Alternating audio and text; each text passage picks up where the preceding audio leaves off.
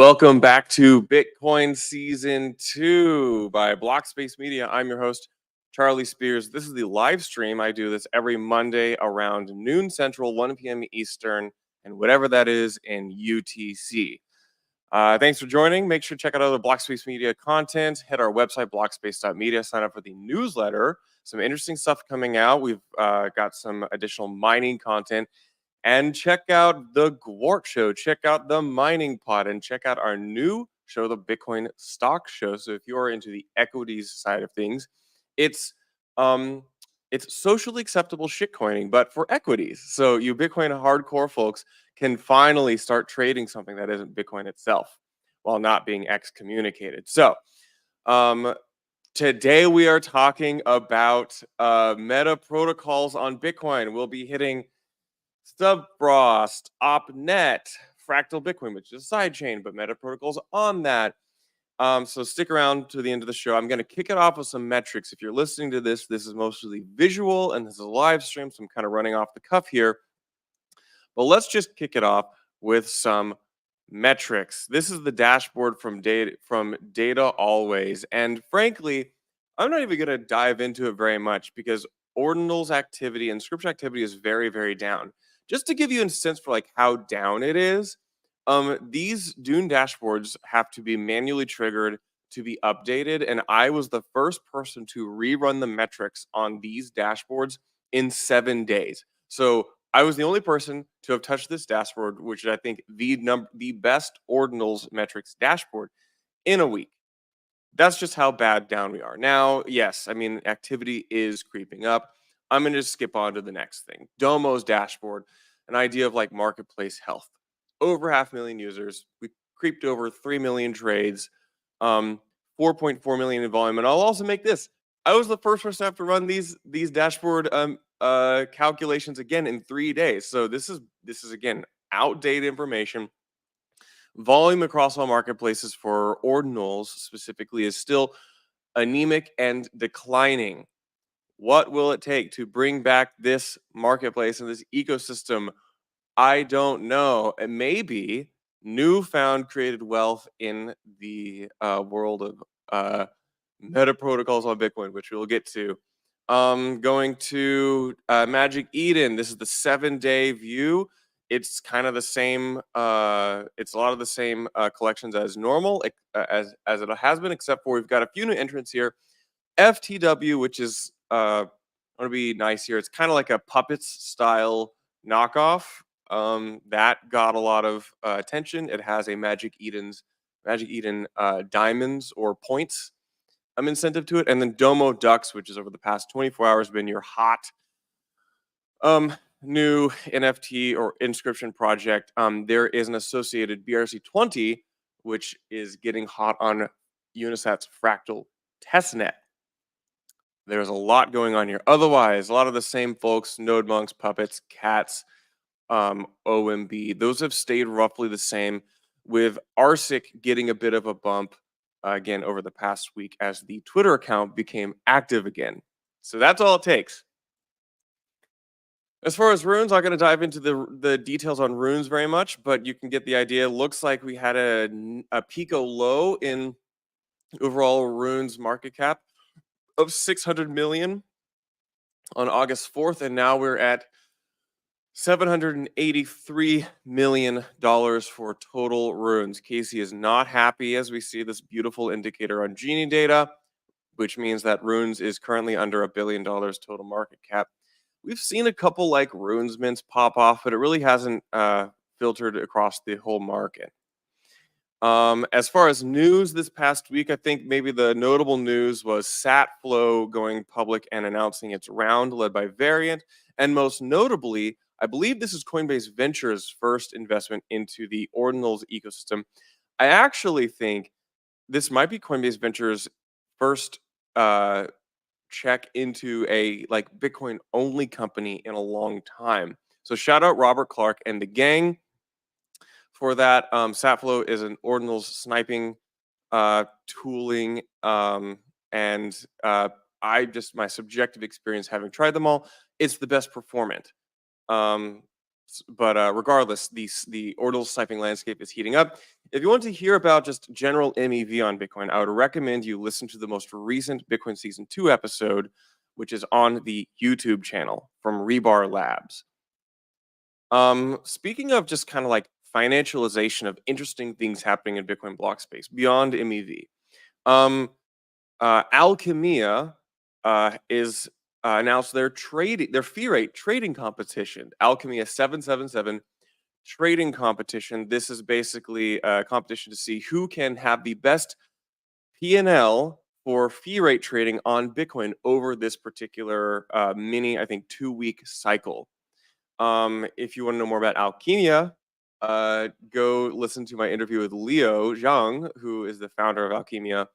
And that was from a few weeks ago. That's from, I believe, early August.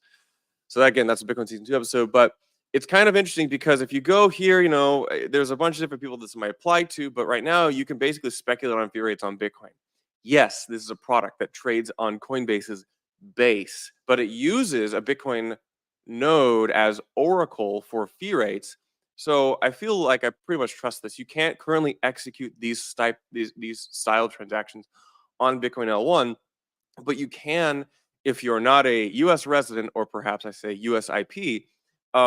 You can go and trade fee rates. Who might this apply to? Let's say you've made it this far and you're an Ordinals enjoyer and you want to inscribe a bunch of stuff on Bitcoin, but you're worried about fee rates going up while you prepare. You can actually hedge your fee rates on this platform. It's really, really interesting. I'm a huge fan. If I were not a US resident, I would be much more publicly using it.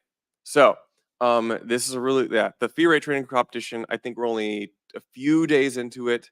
So fascinating. They talked about who's leading it. They have a leaderboard with anonymized uh, addresses, but we can see that we've got some people with 15%, 0.8, 87% return. So pretty interesting. I'll be watching that. Also, in the world of, I would say, Bitcoin Season 2 type topics, we have Babylon Labs. Babylon Chain just dropped a podcast last night with the founder, David Say, of Babylon. Babylon is launching their mainnet staking this week. If you don't know what Bitcoin staking is, I'm not going to explain it. It's basically you can use the idea is you use Bitcoin, which is a proof of work generated asset, to solve some issues with proof of stake. So I had an interview with David Say with Babylon Labs, which is on the YouTube right now, the most recent episode. Babylon has just opened up their staking mainnet in, I think, 48 hours. So we'll be watching this. This happens, I think, on Wednesday, US time. It might be Thursday. This is a really interesting mechanic. I think, this is, I believe, the highest raise of any kind of Bitcoin focused product over the past year. They raised something like 70 million for this idea. And they're launching with staking some like low cap Cosmos Cosmos chains. Again, you can listen to my episode with David recorded in Nashville a few weeks ago. So I think this is a really, really interesting episode. I recommend you check it out. Okay, Metaprotocol Madness. I'm going to have to breeze through this, and if you are a representative of any of these meta protocols or meta protocol type things, please forgive me. I'm going to try to be very high level, probably dive deeper into Bob Bodley has been one of the best voices for summarizing all these crazy new ideas happening in the world of Bitcoin. I don't want to endorse any single one. I just find it very, very interesting. So Bob has compiled a master thread.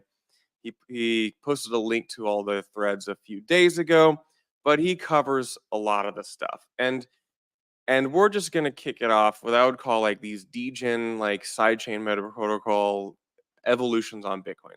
The first one is gonna be Fractal Bitcoin, which is a Bitcoin sidechain. It's a merge mine sidechain, which means you can use the same like machine that would mine Bitcoin to then also mine this sidechain. And they have this mechanism called cadence mining, where they produce a block on Bitcoin and they produce a few blocks on Fractal Bitcoin. It is a different blockchain, but it posts state or Merkle roots, I believe, back to Bitcoin occasionally. The actual documentation is not fully dropped yet. I will be interviewing the lead guy of Unisat and Fractal Bitcoin, Lorenzo, here very soon. So DM me if you have any questions for that. Um, I think one of the interesting things here is, well, actually, let me just show that, they have a testnet and an explorer, so you can go look and you can see like what transactions are happening on testnet, who's doing what on testnet. You can go look up like your addresses. There's a faucet. There have been other faucets to receive testnet fractal Bitcoin.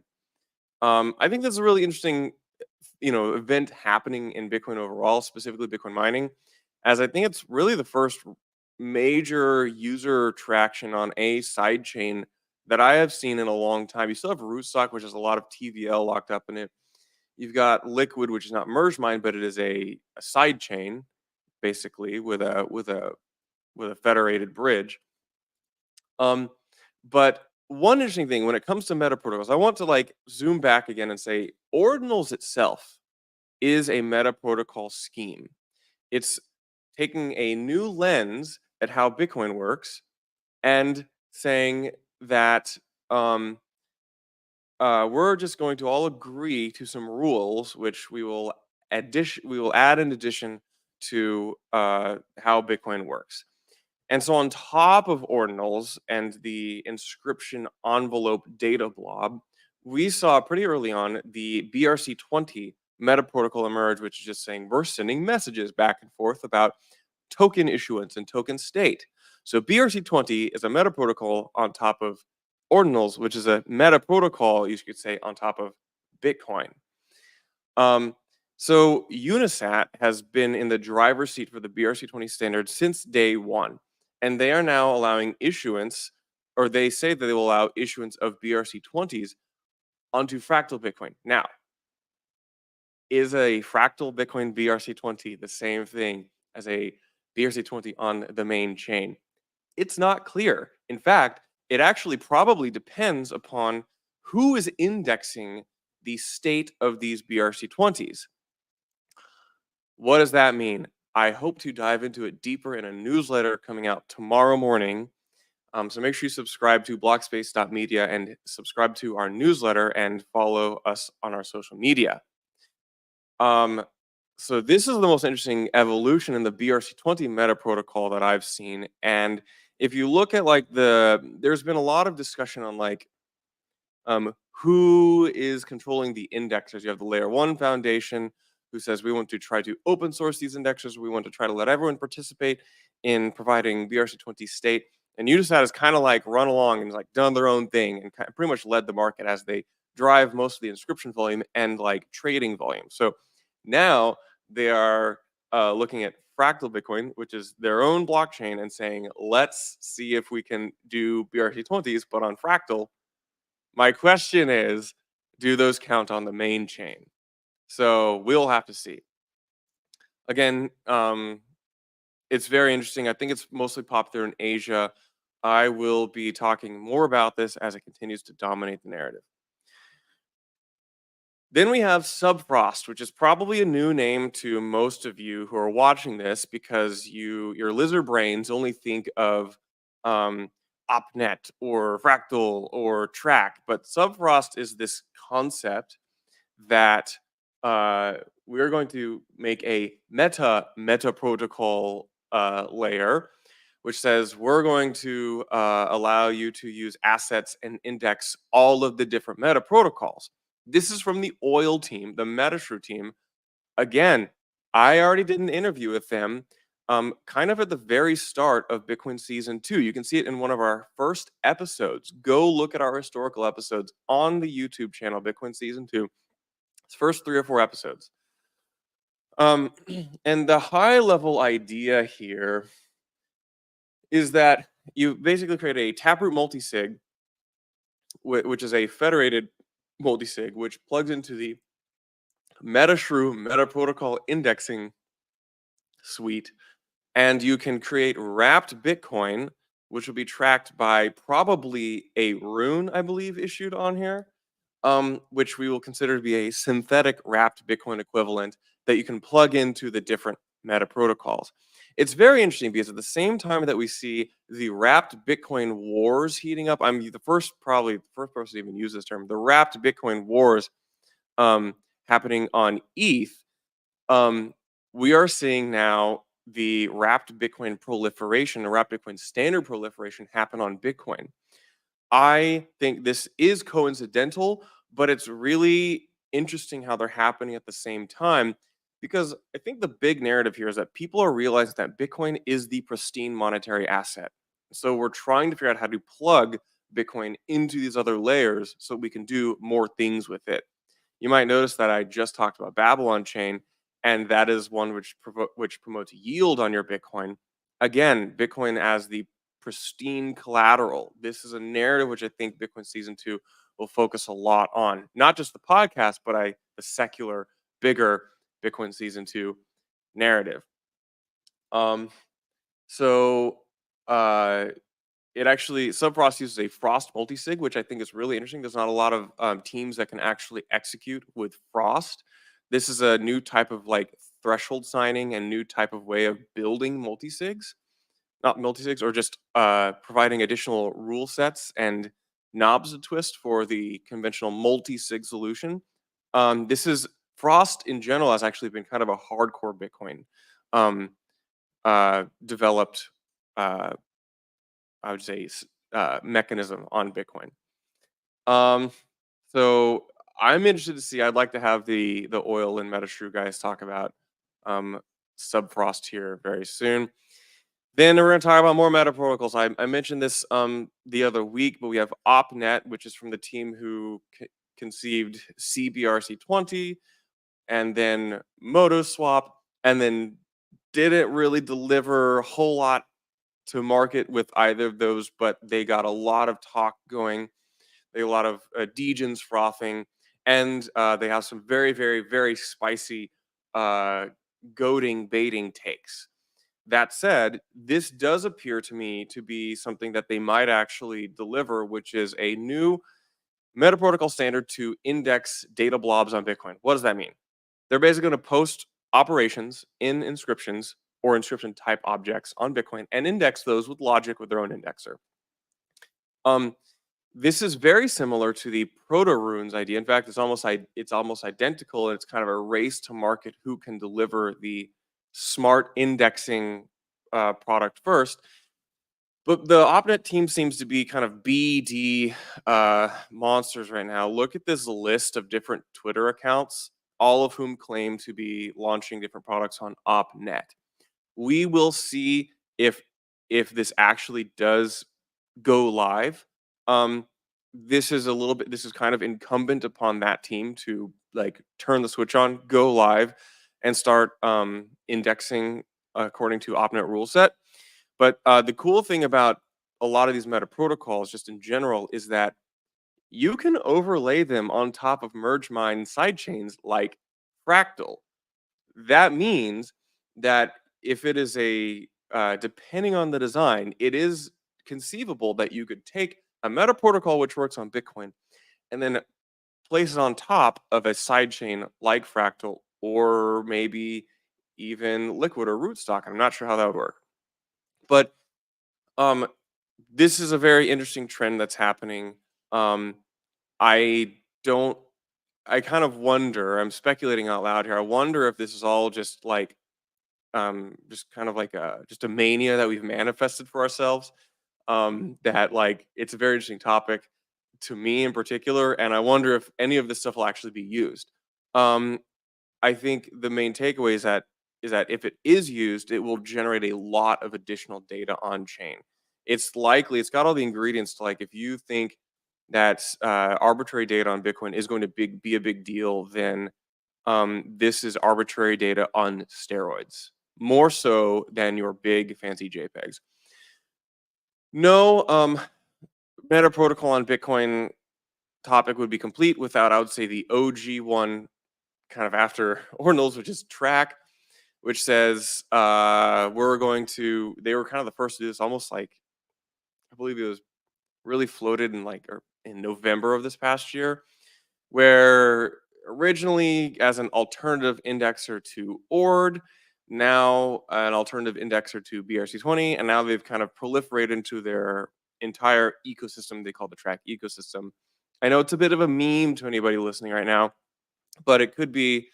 I do think they've been working on this type of system and structure for the longest, and I find it pretty interesting. They're well positioned. They have a pretty distributed set of tokens. I don't know where this is gonna go, but I've tried to like hit the names and the high points of the various players in the space right now, and I'll probably try to find out and track down some more. Before I wrap up, I want to go to Bless's live stream. Shout out to my boy Bless, who is on day 4 of an art project stream where he is live streaming him making 3D art to thousands of people. He has locked himself in a room somewhere in Los Angeles, and he is here uh, in VR, um, barely sleeping, barely eating, maybe not even eating at all, working on um, 3D art. So I don't know what he's doing here. He's been live for forever. This man is a machine. Go tune into his stream and support him. Otherwise, that wraps up Bitcoin Season 2. Thank you so much for tuning in. Make sure to subscribe to the newsletter. I'll be diving deeper into a lot of these topics that I talked about. I kind of brushed them over and oversimplified them at a very high level, but I do think meta protocols on Bitcoin are a major trend and something to be very attentive to because they could start to really drive fee rates.